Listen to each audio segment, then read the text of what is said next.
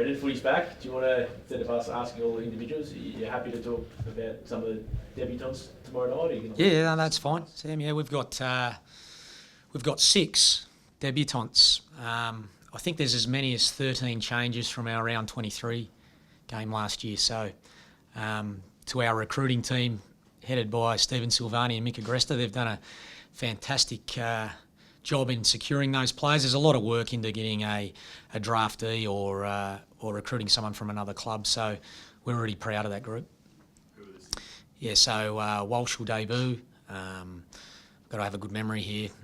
Setterfield will debut. McGovern will debut. Nick Newman will debut. Gibbons will debut. How many have I listed there? And Fasolo will debut. So there's half a dozen that we're really excited about. And all have just fitted in so well to our footy club culture. I'm not sure if you saw when we're on camp in Feb, when we announced Gibbons, that he's on the list, that feeling today was really similar when we had the past players come in and award them with their first Guernsey, and all the parents were there. So it was a nice feeling for all to experience. It's one of the better times of the year for a coach when you get to announce those debuts. You must be pretty proud of, all 6 of them, but a few of them, like Fasolo broke his arm not long ago, Setterfield's coming off a knee, and Gibbons was sort of late to the party. So you must be proud that they've been able to get themselves to a position to put them in the frame for selection this early. Yeah, that's right. Setter's had the knee, and he come from so far back. He's worked incredibly hard on all facets of the way he approaches footy, and he showed some really good signs in the JLT. There's Faz's determination to repay the group and the club on the back of the mishap where he broke his arm. He's worked incredibly hard, and Andrew Russell spoke to me. He's probably as fit as he's ever been. So, we're proud of their work ethic, and Gibbons we've spoken about a bit over pre-season. We've had green shoots. Time to see a bit of lawn. A bit of lawn. I enjoy that. You worked on it outside. Yeah. I think the players, I heard Crip and Murph say that they've really jumped on wanting to take this group forward as a real responsibility. It's a bit more feeling like it's driven from the playing group internally, that their own expectations of each other are higher. But the great thing about it now is, and Murph mentioned this yesterday, the days of 10 and 12 changes at Carlton, which we've had every year for 3 years to get the list to where we need to, is settled. So if we can hold the group together and they play together for a long period of time, I think there will be a lawn. It won't be just sprouts. You'll see some more consistency, and we're looking to grow quickly. So this is the group, essentially. Yeah. And on that, the club backed itself with its manoeuvrings in the draft order and all that sort of stuff. So you probably see yourselves as being more advanced than some others do. We don't compare to others or make comparisons. We can only control what's internal. What we know is in this caper, you think about an individual. Now, when they jump and that brilliance happens, coaches love it, but most coaches know it's about how the whole group or line is working together. So this group, to move forward, will need to have each other's back. They can't rely on Mark Murphy, Patrick Cripps, and we've had a philosophy all pre-season of us, not me. And we need to take that to the Tigers, because an individual won't be the answer. If one jumps and has a brilliant game, we'll take it, but that's not the answer. Just one more selection, will Matthew Cruz be fit to play? No, he won't. He's probably a week or two away. Not far, very close. So I wouldn't be surprised if he plays some football next week. How does Tom Lynch's inclusion change the way you might set up down back? We've always planned for both. Great for the game that key forwards playing. I think, did Dimmer announce that this morning, I heard? Yeah. So, we've got Liam Jones and Weeders that would be really looking forward to that challenge. But as I said before, you want the best forwards out there. They're exciting for the game, but we need to defend as a group, and we plan for both anyway. Marchbank status, Brendon? Yeah, very close, not far away. He's been building his training. So a bit like Cruiser, in the next 2 to 3 weeks, I think he'll be playing some footy. You've got a young team. How are you going to go with the runners? Are you prepared for that? Yeah, so we prepared all pre-season thinking that you've got less access and it's after goals. So what I've enjoyed is our players, led by Doherty and Cripps in particular, want ownership of being able to run those messages, and they've grown in that every practice match we've played out here and also in the JLT. So I like that they're trying to and wanting to take control of it. As a coach, the more access you feel a little bit more comfortable with, but there's no use getting too worried about it because every team's got the same rules to deal with. Do you think, as a young team, as a lot of coaches have even stated, that you're at some sort of disadvantage? I think you could be if you haven't got a group that wants to embrace leadership. But as I just alluded to, our group wants to own that part of the game and spread messages and pass on tactical information.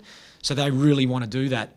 I think young groups may be more inconsistent at it, but our group's looking to move forward in as quickly as possible instead of worrying about what messages they're not getting from the box. They want to own them, so I like that.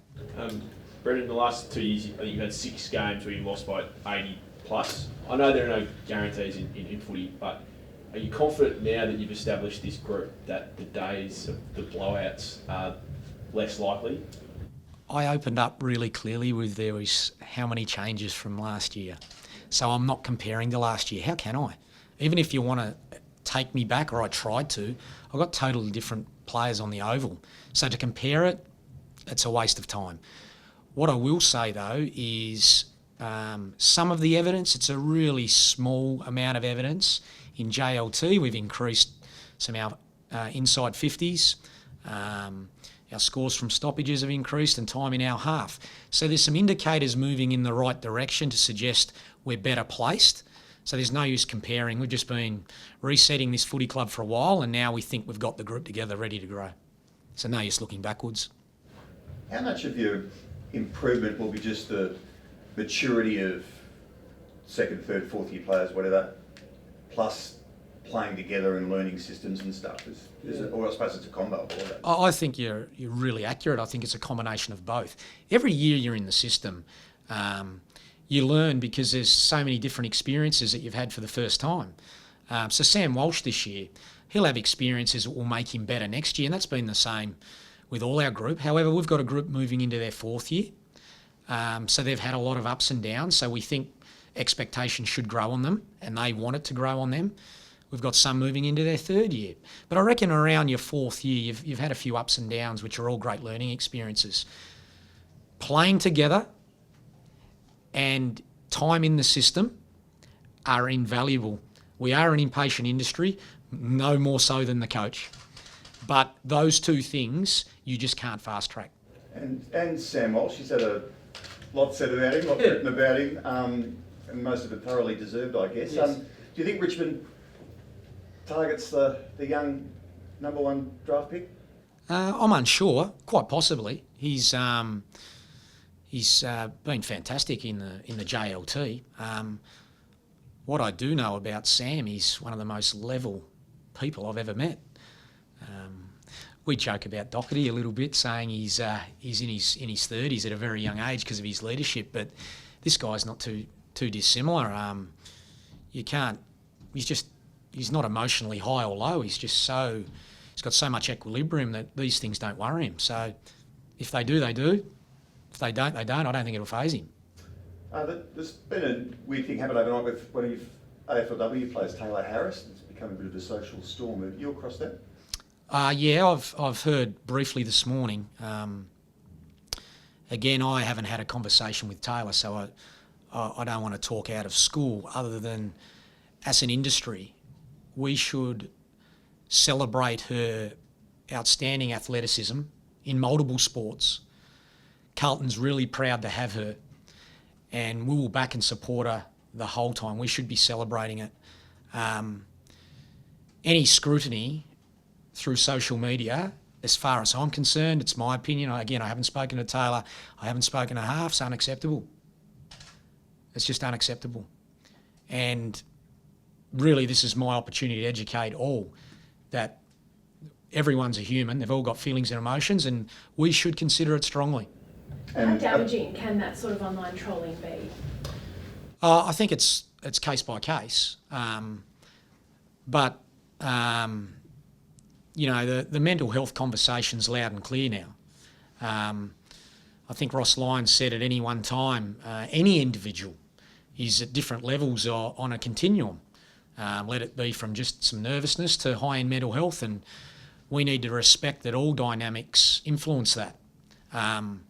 There's no doubt that scrutiny is one thing that can influence mental health. I'm sure people feeling lonely.